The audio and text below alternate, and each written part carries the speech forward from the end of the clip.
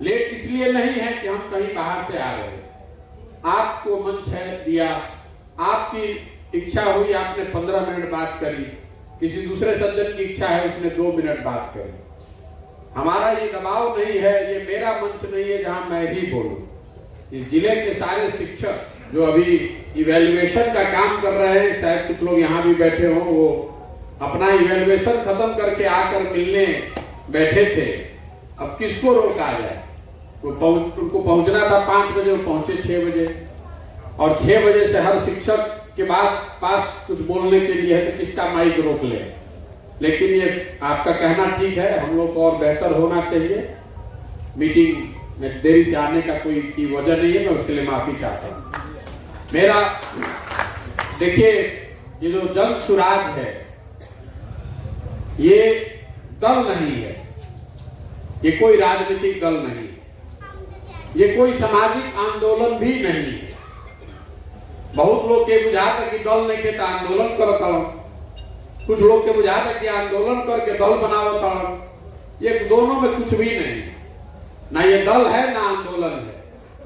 ये एक प्रयास है, जो बात आप लोगों ने कही कि समाज की मदद से एक नई राजनीतिक व्यवस्था बनाई जाए। क्योंकि जो राजनीति है, जो राजनीतिक व्यवस्था है, जिसमें राजनीतिक दल उस पूरे व्यवस्था का एक हिस्सा मात्र है, दल पूरी व्यवस्था नहीं है, राजनीतिक व्यवस्था का एक छोटा हिस्सा है। तो ये प्रयास है कि समाज की मदद से एक राजनीतिक व्यवस्था बनाई जाए, जिसमें दल बने तो उन लोगों के द्वारा बनाया जाए जो समाज के सही लोग हैं, जो समाज को सुधारने का जज्बा जिनके अंदर है, जिनके अंदर काबिलियत है। होगा कैसे? वो उस प्रक्रिया पर निकले हैं, रास्ते पर चले हैं। आपने ठीक कहा, यात्राएं तो बहुत हो रही है, ये कोई यात्रा ही नहीं, इसमें कोई किलोमीटर फिक्स नहीं है। हमने ये नहीं कहा है कि हम कितना किलोमीटर चलेंगे, कि कितने दिन में करेंगे। हमने शुरू में लिखा था 3500 किलोमीटर, अभी लिखा है 4500 किलोमीटर। 1600 किलोमीटर हम चल चुके हैं और सिर्फ 4 ही जिला हुआ है। हमने शुरू में तय किया था कि 1.5 साल लगेगा, 6 महीना हो गया, हम इतने बेवकूफ हैं कि 4 ही जिला में फंसे हुए। हमसे जो ज्यादा होशियार यात्रा करने वाले लोग हैं, हमसे बेहतर समझ वाले लोग हैं, देखिए राहुल जी ने 6 महीने में पूरे देश की यात्रा कर डाली, और नीतीश कुमार तो इतने होशियार हैं कि 1 महीना में पूरे राज्य की यात्रा ही नहीं की, इसका पूरा समाधान भी कर दिया। सिर्फ हमको और आपको और हमारी स्थिति नहीं बदली, बाकी उन्होंने सारा समाधान कर दिया। मैंने उनका प्रेस कॉन्फ्रेंस सुना तो उन्होंने कहा कि बहुत अच्छा हुआ, सब कुछ हम लोगों ने देखा, सब कुछ ठीक कर दिया। तो उतनी समझ तो मुझे है नहीं। पदयात्रा समाज को जानने और समझने का एक तरीका, एक माध्यम है। पदयात्रा करने से बिहार नहीं सुधरेगा, पदयात्रा करने से बिहार की गरीबी, भ्रष्टाचार, शिक्षा, ये सब नहीं, कुछ नहीं सुधरने वाला। हम 5000 किलोमीटर चले या 50,000 किलोमीटर, पदयात्रा इसलिए कर रहे हैं कि जिस समाज के बेहतरी के लिए प्रयास करना चाहते हैं, कम से कम जाकर उसको एक बार अपनी आंख से देखें कि उसकी परेशानी क्या है। ये जाकर देखें कि आपके बच्चे जिन विद्यालयों में पढ़ते हैं, उन विद्यालयों की दशा क्या है। जब आप बीमार पड़ते हैं, जिस अस्पताल में जाते हैं, उस अस्पताल में दवा और डॉक्टर है कि नहीं। कई बार हम लोग जैसे पढ़े लिखे समझदार लोग, जिसको अपने आप को हम लोग समझदार कहते हैं, हम लोग को यह भ्रम हो जाता है कि हम ही लोग को सब पता है। आपने अभी एक तर्क दिया कि रोड तो बहुत अच्छा हो गया है, तो मान्यवर, रोड जरूर अच्छा हो गया है, स्टेट और नेशनल हाईवे अच्छा हो गया है। गांव में रहने वाला अगर कोई यहाँ व्यक्ति है तो 1200 गांव में चलने के बाद मैं दावे के साथ कह सकता हूं कि एक भी गांव में रोड नहीं है। किसी भी गांव वाले को खड़ा करा लीजिए, ये दिखाता है कि आपने गांव में चलना छोड़ दिया है। हम भी गांव के रहने वाले हैं, लेकिन हमको भी नहीं पता था। मैं आपको ये बता रहा हूं इसलिए, ये आपकी और हमारी बात नहीं है। मैं भी बिहार में ही पैदा हुआ हूं। मेरे बाबा बैलगाड़ी चलाते थे, मजदूर थे। अपने 9 बच्चों में एक ही बच्चे को बनिहारी करके बैलगाड़ी चला के पढ़ाया, तो हमारे बाबूजी डॉक्टर बने। तो ऐसा नहीं है कि हम बिहार को जानते नहीं। और कई लोग हमारे घर वाले भी कहते हैं कि तुम इतने बड़े बेवकूफ हो, क्या जान जाओगे नया बिहार में घूम के। मुझे ऐसा लगता है कि मुझे हर दिन कुछ नया नया सीखने को, देखने को मिलता है। हर आदमी जानता है कि बिहार में बेरोजगारी है, पलायन है, लेकिन जब आप गांव में मैं गया हूं तो उसकी विकरालता का अनुभव कर पा रहा हूं। उस महिला के चेहरे पर खुशी देखता हूं जब मैं ये कहता हूं कि अगर ऐसी व्यवस्था बन जाए कि आपका हस्बैंड यहीं रहे तो वो चाहिए कि 5 किलो अनाज चाहिए, तो उसके चेहरे की जो चमक है वो आप कहीं अंदाजा नहीं लगा सकते। हम 1 साल निकले हैं, अभी अपने आप को बहुत बड़ा वीर बता रहे हैं कि हम अपना घर परिवार छोड़कर 1 साल निकले हैं। बिहार के ज्यादातर परिवारों की दुर्दशा ये है कि उनको अपने परिवार के साथ रहने को सुख कभी मयसर ही नहीं हुआ। 20 साल 25 साल के हो गए, अगर आप पढ़ने लिखने में होशियार हैं तो आपका बच्चा आपसे दूर ही रहता है। अगर आप गरीब घर के हैं, अगर आपको नौकरी लग गई तो आप बाहर हैं, गरीब घर के हैं तो मजदूरी करने के लिए 20-25 साल की उम्र में पीठ पर आपने झोला बांध लिया। भेड़ बकरियों की तरह लोग बैठकर यहाँ से ट्रेन से, बसों से जा रहे हैं, और जब तक उनकी जवानी है तब तक उनको अपने परिवार से साल में 10-15 दिन के सिवा कभी मुलाकात नहीं होगी। हम और आप वही काम करके महात्मा बनने की कोशिश कर रहे हैं, बहुत बड़े नेता बनने की कोशिश कर रहे हैं। ज्यादातर परिवार के लोग अपने पत्नी, अपने बच्चे के साथ तो रहते ही नहीं है बिहार में। ये विकरालता का अनुभव हो रहा है जब मैं पैदल चल रहा हूं। जब नीचे गांव में जा रहे हैं तो देख रहे हैं कि लोगों जब 100 बच्चे आगे दौड़ते हैं तो बिहार में गरीबी का आलम ये है। और हमने भी काम किया है, नीतीश जी के साथ काम किया है, तो कुछ हद तक दोष मेरा भी है। जब लड़के सामने चलते हैं तो 100 बच्चों में 50 बच्चे तो ऐसे होते हैं जिनके शरीर पर अभी भी शुद्ध कपड़ा नहीं है। ज्यादातर बच्चों के शरीर पर चप्पल, पैर में चप्पल नहीं है। पढ़ने की तो बात ही छोड़ दीजिए। तो ये देखने और समझने निकले हैं, प्रायश्चित कर रहे हैं, या समझ लीजिए कि इस चीज को अनुभव करना चाहते हैं अपने आंख से कि अगर जीवन में इसको सुधारने का कोई रास्ता निकालने का मौका मिला तो किसी के कहने पर, किसी के दूसरे के अनुभव पर नहीं, खुद के देखे हुए आधार पर आगे रास्ता निकाल। पहली बात आप समझिए कि बिहार में इतनी गरीबी, इतनी बदहाली है क्यों? ये ज्यादातर लोगों से आपसे पूछेंगे तो आप बताइएगा कि आज की जो सरकार है ये अच्छी नहीं चल रही है, इसलिए बिहार में दुर्दशा है। कुछ आदमी ये भी कहेगा कि अरे लालू जी के राज में इतना खराब हो गया है कि अब कितना सुधरेगा। कुछ लोग पीछे कांग्रेस की सरकारों को दोष देंगे, लेकिन अगर आप इन विषयों को सही में समझना चाहते हैं, आंकड़ों को देखेंगे तो आपको पता चलेगा कि 50 के दशक में देश के सबसे अच्छे राज्यों में गणना जिस राज्य की होती थी, बिहार उन राज्यों में एक था। ये जो हम लोग का ढलान है ये शुरू हुआ 1965 के बाद। 1965 के बाद बिहार हर साल किसी न किसी विकास के मानक पर दूसरे राज्यों के मुकाबले पिछड़ता गया है। लालू जी मुख्यमंत्री बने हैं 1990 में। 1990 आने से पहले ही बिहार देश का सबसे गरीब और पिछड़ा राज्य बन गया था।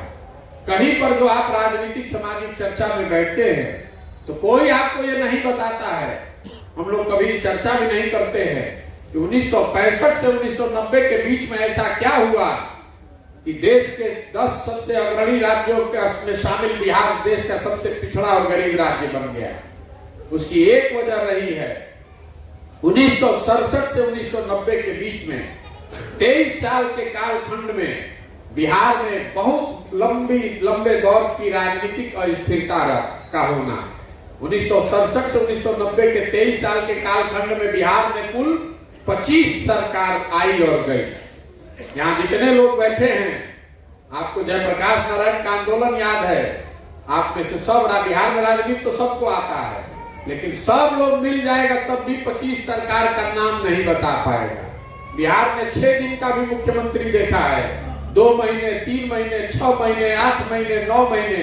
उस लंबे राजनीतिक अस्थिरता के दौर में बिहार के विकास को पीछे किया। और लोग इसी चक्कर में लगे रहे कि कौन मुख्यमंत्री बनेगा और कौन अगला बनना चाहता है। राजनीतिक स्थिरता लौटी 1990 में, लेकिन वो लौटी लालू जी के फॉर्म में। लालू जी जब मुख्यमंत्री बने, उनका अपना नजरिया था कि सामाजिक न्याय के जरिए बिहार को सुधारा जा सकता है। और जो लोग बिहार के जमीनी हकीकत से वाकिफ हैं, उनको ये मानने में गुरेज नहीं होना चाहिए कि लालू जी के राज में शुरुआती सालों में जरूर समाज के वंचित समाज के लोगों को आवाज मिली, इसमें मानने में कोई दिक्कत नहीं है। लेकिन लालू जी की अज्ञानता कहिए या उनकी राजनीतिक चतुरता कहिए, जिन वर्गों को लालू जी ने आवाज दिया, उन वर्गों को लालू जी ने शिक्षा नहीं दी, उन वर्गों को उन्होंने भूमि नहीं दिया, उन वर्गों को उन्होंने पूंजी नहीं दी, उनको सिर्फ अपना आवाज लगाने वाला समर्थक बनाकर रखा। उसके बाद आपने देखा दौर नीतीश कुमार का। नीतीश कुमार के 17 साल के कालखंड को आप दो भाग में बांट दीजिए। पहला दौर 2005 से 2012 और 13 का, जब आपको हमको बिहार के करीब करीब ज्यादातर लोगों को बिहार सुधरता हुआ दिखा। इसलिए दिखा कि इतना अंधेरा था लालू जी के राज में, ये छोटा सा दिया भी आपको ज्यादा प्रकाशमान दिखा। और दूसरा, कुछ जमीन पर काम हुआ भी, तो आपको वो जो सुधार दिखा, एक वो आशा जगी। वो इसलिए जगी कि उस समय इस राज्य में पहली बार राजनीतिक स्थिरता लौटी। जो दो दल मिलकर काम कर रहे थे, उन्होंने समाज में विकास को मुद्दा बनाकर 7-8 साल शासन चलाया। लेकिन 2012 में जब मोदी जी का प्रादुर्भाव शुरू हुआ देश में, उसका एक अनवांटेड खामियाजा बिहार के लोगों को भुगतना पड़ा कि मोदी जी के राइज के साथ, मोदी जी के उदय के साथ बिहार में राजनीतिक और स्थिरता फिर से वापस आ गई। जो नीतीश कुमार एनडीए की सरकार ठीक चल रही थी, वो पहली स्थिरता शुरू हुई, नीतीश जी ने एनडीए छोड़ा। मैं सही गलत की बात नहीं कर रहा हूं, सिर्फ आपको ये बता रहा हूं कि कैसे राजनीतिक और स्थिरता से विकास की कीमत चुकानी पड़ती है। नीतीश कुमार वही है, बिहार वही है, व्यवस्था वही है। लेकिन 2005 से 2012-13 का नीतीश कुमार का कालखंड और 12 से 22 के कालखंड में जमीन आसमान का फर्क है।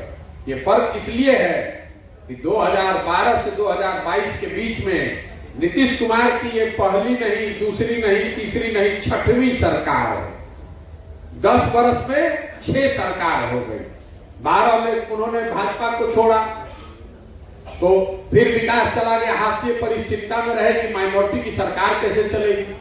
14 में लोकसभा में उनकी पार्टी हार गई, तो उन्होंने पद से इस्तीफा देकर मांझी जी को बना दिया, तो 9 महीना वो सरकार चली। फिर उनको लगा कि मांझी जी के आने से तो पूरा ही गड़बड़ हो गया, फिर वापस आए, ये तीसरी सरकार हुई।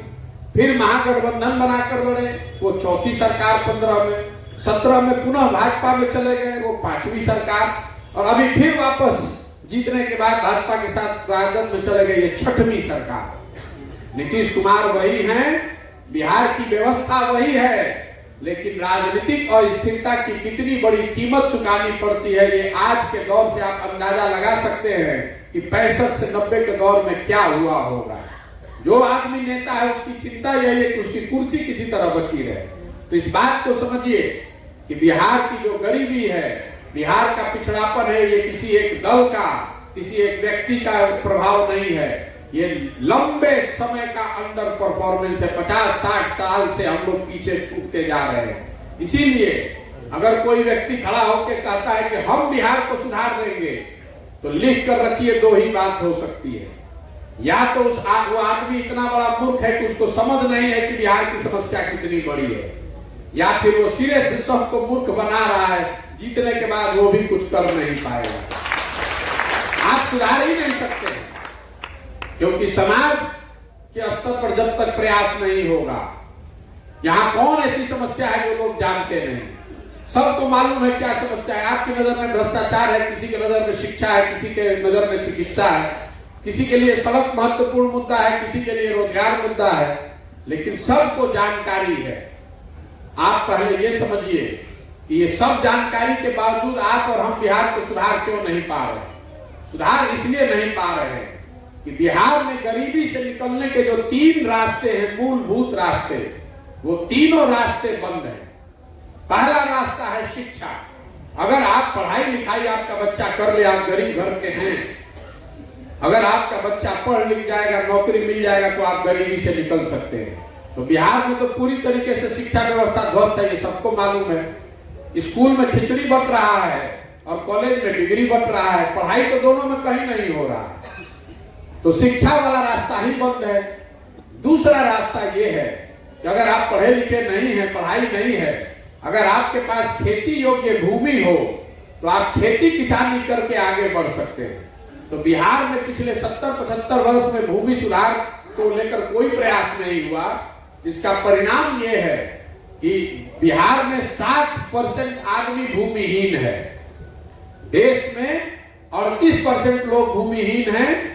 बिहार में 60% लोग ऐसे हैं जिनके पास एक धूर जमीन नहीं है, और जो 40% लोग जो खेती किसानी करते हैं, जिनके पास जमीन है, उनमें से 90%, मतलब 36% जो लोग हैं 40 में से, वो ऐसे लोग हैं जो 1.5 एकड़ से कम की खेती करते हैं।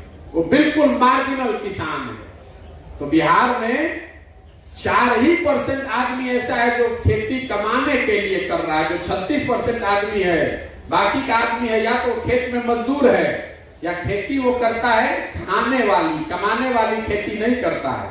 वो उतना ही उपजाता है जो उसका बाल बच्चा खा ले। गेहूं उपजा रहा है, उसमें आपने देखा होगा सरसों छींट दिया है ताकि गेहूं खरीदना न पड़े, और सरसों का कुछ तेल भी हो जाए ताकि उसको बाजार से तेल न खरीदना पड़े। तो यहाँ पर ज्यादातर जो खेती किसानी करने वाले लोग हैं, वो खाने वाली खेती करते हैं, कमाने वाली खेती नहीं करते हैं। कैश क्रॉप का यहाँ कोई सिस्टम ही नहीं है। कैश क्रॉप के नाम पर लोग गन्ना जानते हैं, वो भी मिलों के बंद होने से ज्यादातर लोगों ने गन्ना की खेती भी बंद कर दी है। तो धान गेहूं भी उपजाना है, 1 बीघा में कितना ही धान गेहूं उपजा लीजिएगा, उतना ही उपजाइएगा कि आपका बाल बच्चा खा लेगा। तो ये दूसरा रास्ता आपके लिए बंद है। और तीसरी जो सबसे बड़ी बात है, जो आपकी चर्चा कोई नहीं यहाँ करता है, वो है पूंजी की अनुपलब्धता। बिहार में बेरोजगारी और गरीबी की एक बड़ी वजह यह है, यहाँ लोगों के पास पूंजी नहीं है। इसकी चर्चा आपको कोई नहीं करता। मैं आपको 2 मिनट समय लेकर लंबा थोड़ा समझाऊंगा, लेकिन आप इसको समझिए। बिहार में रोजगार का और गरीबी से निकलने का एक तरीका है कि लोगों के पास पूंजी हो, लोग स्वरोजगार करें। पूंजी लोगों के पास है नहीं। क्यों नहीं है? पूंजी आता कहां से है? समाज में पूंजी आता है जो पैसा आप और हम बचत करते हैं, इस पैसे को बैंक में रखते हैं, और बैंक उस पैसे के एवज में लोन देता है उन लोगों को जो घर बनाना चाहते हैं, स्वरोजगार के लिए कोई काम करना चाहते हैं, गाड़ी खरीदना चाहते हैं, बिजनेस करना चाहते हैं।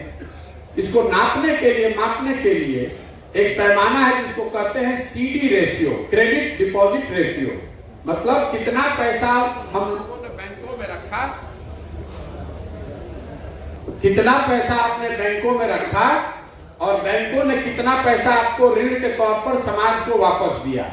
तो देश में रिजर्व बैंक इसका आंकड़ा जारी करता है।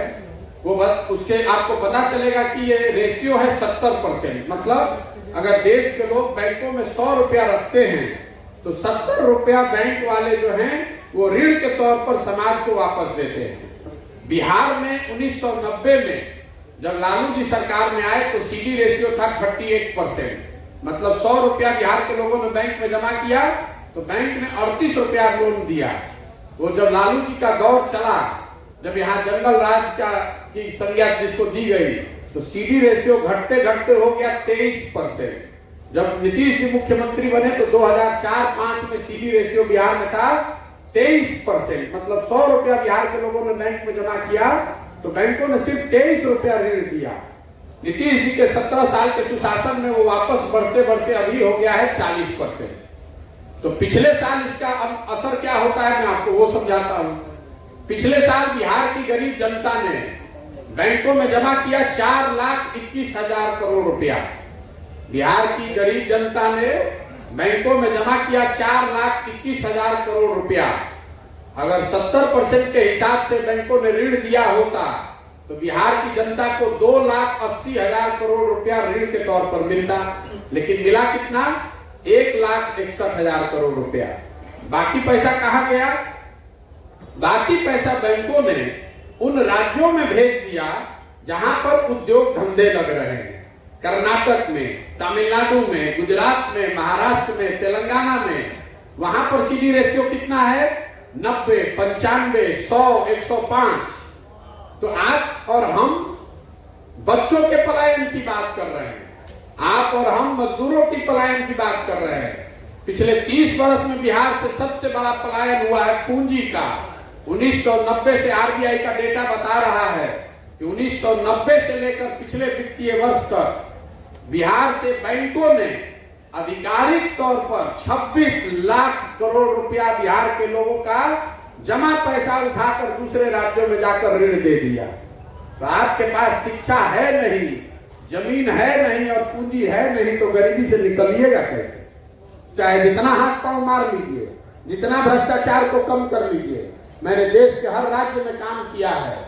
बिहार में भ्रष्टाचार का आलम चाहे जितना ज्यादा हो, ऐसा नहीं है कि दक्षिण के राज्यों में भ्रष्टाचार नहीं है, ऐसा नहीं है कि कर्नाटक में, तमिलनाडु में भ्रष्टाचार नहीं है, लेकिन वहां लोगों के पास शिक्षा है, जमीन है, खेती लाभदायक है और पूंजी है। लोग हर तरह का व्यवसाय कर रहे हैं। आप जरा अंदाजा लगाइए, 26 लाख करोड़ रुपया अगर बिहार के लोगों को मिला होता ऋण के तौर पर, तो कितना ज्यादा आदमी घर बनाता, कितने ज्यादा लोगों ने गाड़ियां खरीदी होती, कितने लोगों ने रेडीमेड का दुकान खोला होता, कितने लोगों ने मछली का कारोबार, अंडे का कारोबार शुरू किया होता। उससे लोगों को रोजगार मिलता। जितना घर बनेगा उतना सीमेंट खपेगा, उतना लोग मजदूरी करेगा, उतना रोजगार मिलेगा। और ये कितनी बड़ी रकम है कि पिछले 30 साल में पूरे बिहार सरकार का बजट ही नहीं है 26 लाख करोड़। और 26 लाख करोड़ हम लोग सोच रहे हैं कोई बाहर से आके यहाँ उद्योग लगाए, और आपका हमारा जो पैसा है ये पैसा बैंक वाला दूसरे जगह भेज रहा है। और ऐसा नहीं है कि ये बैंक की स्वतंत्रता है, ये उनकी संवैधानिक जिम्मेवारी है और कमिटी है। मुख्यमंत्री के चेयरमैनशिप में सारे बैंकों को ये जवाब देना पड़ता है कि जो पैसा आप राज्य में जमा ले रहे हैं उसके एवज में लोगों को कितना ऋण दे रहे हैं। लेकिन जैसे बिहार में दूसरी डिपार्टमेंट वाले मुख्यमंत्री की बात नहीं सुन रहे हैं, वैसे बैंक भी उनकी बात नहीं सुन रहा है, तो पैसा वो दे ही नहीं रहा है। और अगर ये पैसा मिलता तो मुझे लगता है कि हजारों की संख्या में लोगों को यहाँ रोजगार मिलता, और इसकी चर्चा बिहार में कोई नहीं करता। आप फिनांस मिनिस्टर से जाकर पूछिएगा, उसको पता भी नहीं कि होता क्या है, सीडी रेशियो क्या होता है। 26 लाख करोड़ के पलायन के ऊपर अगर आपने कोई लेख पढ़ा हो तो हमको बता दीजिए। आरबीआई रोज इशू कर रहा है अपने ईयरली रिपोर्ट में कि बिहार में हालत खराब है, पैसा यहाँ से बाहर जा रहा है, लेकिन बिहार की सरकार को, बिहार के लोगों को इसकी कोई जानकारी नहीं है और यहाँ लोग उस पर कोई ध्यान ही नहीं देते हैं। अब ये सब बात है, लेकिन इसके बावजूद क्यों हमारी स्थिति खराब है? क्योंकि सब बात जानल जाए, 5 साल बतियावल जाए, लेकिन जहिया वोट होई तो बिहार में तो 4 गो बात याद बा। पहला बात, हमार जात का बात, अके हमारा जात पे खड़ा रहो गरे के दिया। लेकिन जाति एकमात्र फैक्टर नहीं है। बिहार में वोट 4 चीज पर लोग देते हैं। पहला है भैया हमारा जात क्या है, जात वाले को वोट देंगे। जो जात से बच गया वो धर्म के नाम पर हिंदू, मुसलमान, भारत, पाकिस्तान, पुलवामा, चाइना के नाम पर वोट दिया है। अभी पिछला लोकसभा हुआ था, आपने संकल्प लिया था कि अब की हाल है एमपी के वोट ना दे, 5 वर्ष मुंह नहीं के देखेंगे। जहिया चुनाव आई सब कोई घेर ले लसरुआ के, अरे तो नाली गली में जुड़ाई बड़ा, ऊपर देखो, ऊपर मोदी जी के देखो, ऐजा पाकिस्तान हो गई तो जुड़ाई वाला जात पात में, जल्दी चलो भाजपा के वोट दो। तो जो लोग कह रहे हैं कि बिहार में खाली जाते पर वोट पड़ रहा है, आपकी जानकारी के लिए बता दे रहे हैं कि मोदी जी के जात का तो एक आदमी बिहार में नहीं रहता है। तो जात एक महत्वपूर्ण फैक्टर है, लेकिन एकमात्र फैक्टर नहीं है। जो जाति से बचा वो धर्म के नाम पर वोट दे रहा है, जो दोनों से बच जा रहा है वो लालू जी के डर से भाजपा को वोट दे रहा है। ए भैया जाए भी कतनो रोड खराब बना, कतनो कुछ बा, कतनो नेता बदमाश बा, और लालू जी के अपराध वाला राज ना चाहिए, जाके फिर डरे भाजपा को दबा दिया। और चौथा, हम लोग के मुसलमान भाई हैं, ये लोग कहते कि जाए कि भैया हमने के जियल जाओ चाहे मरल जाओ, भाजपा के ना दिहल जाए। भाजपा तो मुसलमान विरोधी पार्टी बा। ये बताइए बिहार में बचल के, बिहार में तो भैया दुनिया को दल है, एगो मोदी जी के भाजपा, एगो लालू जी के ललटेन। नीतीश कुमार बेचारे का तो पता ही नहीं, कभी ललटेन पकड़ के लटकल बहन, कभी फूल को बैठ के पड़ रहा है। तो मुसलमान ये कह रहा है कि जिए चाहे मरे, भाजपा को दे नहीं सकते हैं, तो ललटेने लौकता यही में कि राशन तेल बंद नहीं करके जलावे। आप ईमानदारी से इतने लोग बैठे हैं, आदमी कहता कि जात पात में सब बटल बा, आप ईमानदारी से बताइए कि इसी 4 चीज पर वोट दिए कि नहीं दिए? दिए ना भाई। तो काहे के प्रबुद्ध के मीटिंग होके कि अबुद्ध के मीटिंग हो? काहे के हम चाहे पैदल चलिए कि हेलीकॉप्टर से आए, कितनों आप बतिया लीजिए। आप जानते हैं, हम जानते हैं, तो बिहार का नेता दल भी जानता है कि बिहार के जनता कितनों बतिया ले, हंस के गा के गरिया के, तो यह कहा बटवा तो यही पति हो गया, काहे काम करेगा? इसीलिए नेता काम नहीं करता, क्योंकि उसके मन में हारने का डर ही खत्म हो गया। वो ये गणना नहीं करता है, नेता हम तो लोगों के साथ काम किए हुए हैं, वो गणना नहीं करता है कि हमारा स्कूल कितना बनवाए, रोड कितना बनवाए। वो गणना करता है कि अच्छा 15,000 भूमिहार हो जाए 12, 6,000 रोनिया जोड़ लेंगे, 8,000 हो जाए राजपूत एक गांव में पटा ले, है मुसलमान वो न जाए आरजेडी के तेजा पोलराइज कर देते जा, कुल हिंदू बना के हो जाए, यादव लोग के वोट ले लिया। इसी चीज का गणना करते रहता है। ये गलती नेताओं की नहीं है, आपकी हमारी है। नेता जात की राजनीति नहीं कर रहा है। अभी हम बैठे होते तो मीटिंग में लोग कह रहा है कि नेता हमने के जात में बांट देले बाबा। ये आपका भ्रम है, नेता आपको नहीं ठग रहा है, नेता आपको बिल्कुल नहीं ठग रहा है। इस बात को आप रिकॉर्ड कर लीजिए। आप जो वोट दे रहे हैं, आपको वैसा ही परिणाम मिल रहा है। आपने वोट दिया है जात के नाम पर, तो हर जगह जात के बात लिखे हो। आपने वोट दिया है भारत पाकिस्तान के नाम पर, तो आप टीवी खोल रहे हैं तो आज तक होके या इंडिया टीवी होके हर जगह भारतीय पाकिस्तान सुनाई देता। आपने वोट दिया है 5 किलो अनाज के नाम पर, 1 किलो चोरी करके 4 किलो अनाज लगा के देते वाला सब। जिस चीज पर भी आप वोट दीजिएगा, कम या ज्यादा वो परिणाम आपको मिलेगा।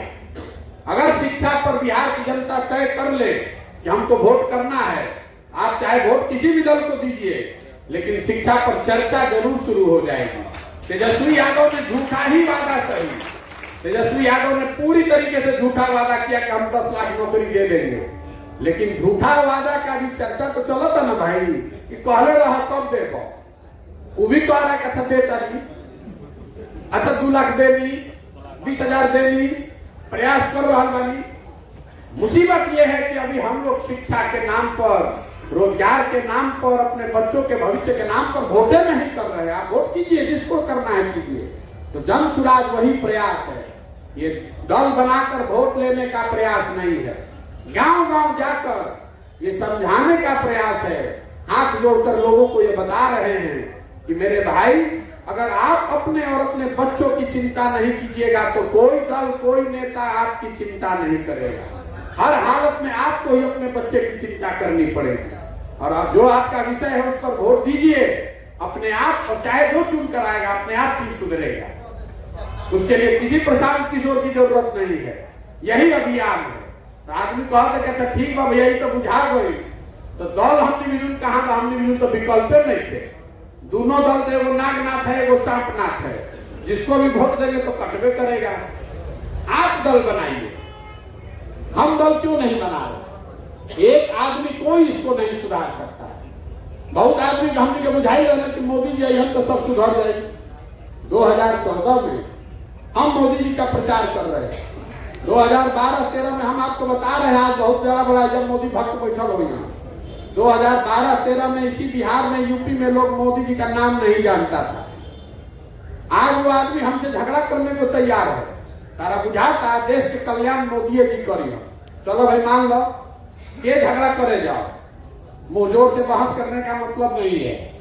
मान लीजिए कि मोदी जी ने देश का विकास किया कि नहीं, ये अलग विषय। मोदी जी के प्रधानमंत्री बनने से बिहार का कोई फायदा हुआ कि नहीं, इसको भी हटा दीजिए। यहाँ लोगों को रोजगार मिला कि नहीं, इसको भी हटा दीजिए। 9 वर्ष से मोदी जी प्रधानमंत्री हैं और आपको चुनौती दे रहे हैं। आप सब प्रबुद्ध लोग हैं, पढ़े लिखे लोग हैं। 9 वर्ष से मोदी जी प्रधानमंत्री हैं। अगर 9 वर्ष में मोदी जी ने बिहार के विकास के लिए एक समीक्षा बैठक किया है, आप मुझे उसका पेपर कटिंग प्रमाण दिखा दीजिए और कल से मोदी जी का झंडा लेकर फिर चलेंगे। अरे 9 वर्ष में टीवी वाला कह रहा है कि मोदी जी 14 घंटा 16 घंटा काम करते हैं। 1 घंटा भी उनको नहीं मिला कि बिहार के लिए वो बैठक करें। अब फिर भी हम और आप उछल उछल कर जाकर कमल को वोट देंगे तो गलती मोदी जी का है कि हम लोग का? तो काहे कि ये नेता को झूठो दोष दे रहे हैं? अगर आप जिस नेता ने आपको 9 वर्ष में वो बैठक तक नहीं किया, अरे हम लोग 40 में 39 को एमपी जिताकर भेजे हैं, हमने क्या वो बैठकों भर वोट नहीं किया देंगे? इतना तो बुझाए के चाहिए ना भाई। आदमी कहता है कि बुलेट ट्रेन बनता, टीवी में देखो तो सीना ठोकता हो। अरे भाई, तो बुलेट ट्रेन गुजरात में न बना था?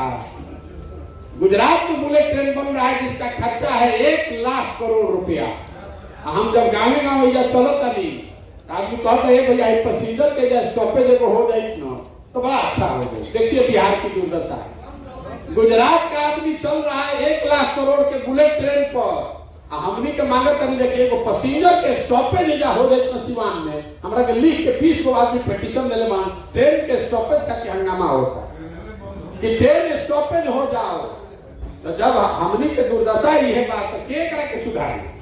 आपने वोट दिया है गुजरात का बुलेट ट्रेन देख के, तो आपको बुलेट ट्रेन गुजरात में मिल रहा है। एक्सप्रेसवे बना था चेन्नई में, आप बिहार का आदमी खुश होता है। तो जब आपको अपने बच्चे की चिंता ही नहीं है, हमको हमारे बच्चे की चिंता नहीं होगी, तो दूसरा काहे चिंता करेगा? मोदी जी को भी मालूम है कि बिहार ऐसा ही रहे, तो कभी कम चाहे ज्यादा ये प्रॉब्लम हो चाहे नहीं, आप वो बोले या ना बोले, हम लोग अपने व्यवहार से दिखा रहे हैं। मोदी जी कहां? अच्छा आप ये बताइए कि एक अकेले सूरत शहर में 5 लाख से ज्यादा बिहार का लड़का मजदूरी कर रहा है। आपको हमको ये सोचना चाहिए कि भाई अगर मोदी जी अपने प्रभाव से प्रयास से सूरत में इतना फैक्ट्री लगवा सकते हैं तो 2-4 फैक्ट्रियां बिहार में लगवा देते, काहे नहीं लगवा रहे? अरे भाई आप लोग पढ़े लिखे आदमी हैं, ये मोदी जी की बात नहीं है।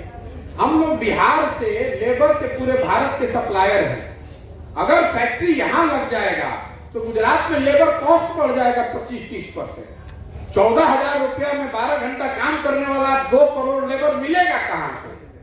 आप देखें कि कोरोना में जिन मजदूरों को मारकर भगा दिया गया, उसी को बस और एरोप्लेन का टिकट देकर वापस बुलाया गया। आज तमिलनाडु में जो घटना हो रही है, क्यों हो रही है?